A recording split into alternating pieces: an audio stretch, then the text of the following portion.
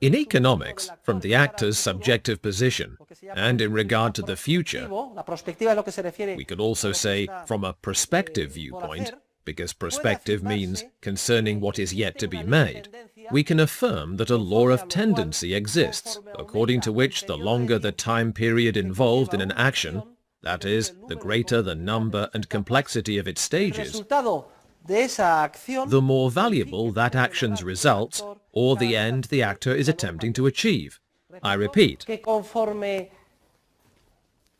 as the time period understood in subjective terms, that is, the number and complexity of stages involved in an action increases, other things being equal, the value we assign to the end we accomplish increases as well, and this value we assign to the end, which we tend to value more the longer the time period involved in the action materializes in quantitative or qualitative terms. That is, in a greater number of units of the final good we wish to attain, or in goods of higher quality, or in a combination of both. Now, I will demonstrate in terms of economic theory that this law of tendency always holds true. So, what separates the actor from the end he so desires, which is what he intends to achieve and what he values? Well, simply a set of successive stages that take time. If what separates us from our much-valued ends is a period of time, then clearly we human beings will attempt to achieve our ends as soon as possible. Our ideal would be to achieve the ends we so desire, like finishing our degrees in 5 years, tomorrow, if that were possible.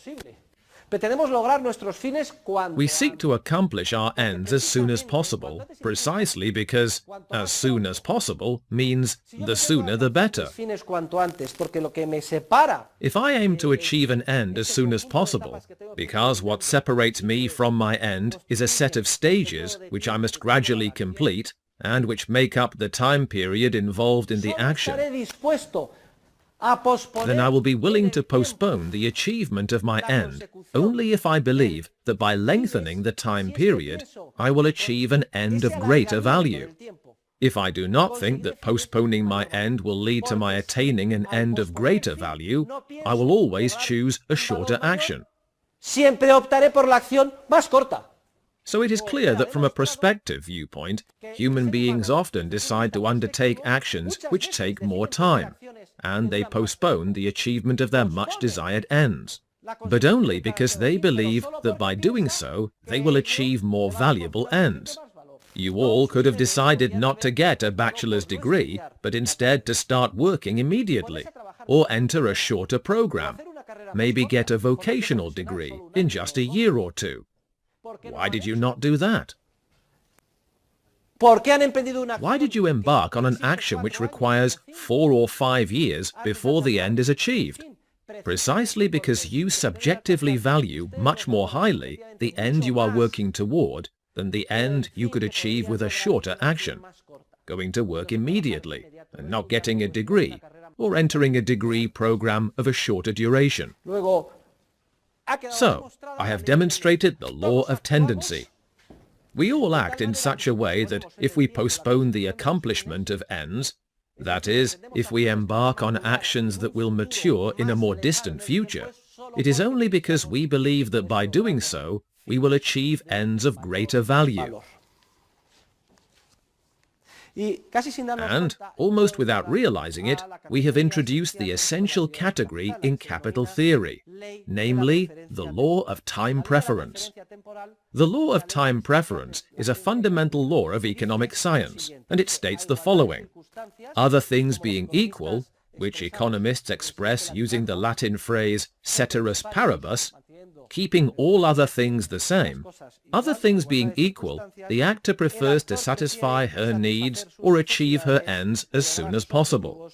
To put it another way, between two goals to which the actor assigns the identical subjective value, and which are exactly alike in every aspect but one, their different availability in time, one being available before the other, The actor will always prefer the goal that will be available sooner. The law of time preference in economics can also be formulated very briefly as follows. Other things being equal, human beings prefer present goods to future goods. And this very brief formulation of the law is simply another way to express or articulate the essential idea I was presenting before. That is, an action is comprised of a set of stages which take time, and which we must complete before achieving our much-desired end.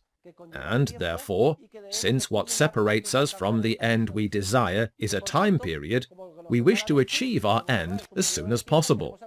We could also express this idea as follows. We are willing to postpone the achievement of an end into a more distant future only if, by doing so, we intend to accomplish an end of greater value. And the illustration is quite clear. You have decided to pursue a degree which takes 5 years to obtain, instead of going to work tomorrow or choosing a shorter degree program. Therefore, we are talking about a law which is an ontological requirement of the logical structure of human action, of the way human beings were created. We cannot conceive of our essentially creative, entrepreneurial nature in any way which does not rest on time preference. We are not talking about a psychological law or a physiological law. We are talking about a category embedded in the logical structure of every action, and therefore of every man and woman, every member of the human race.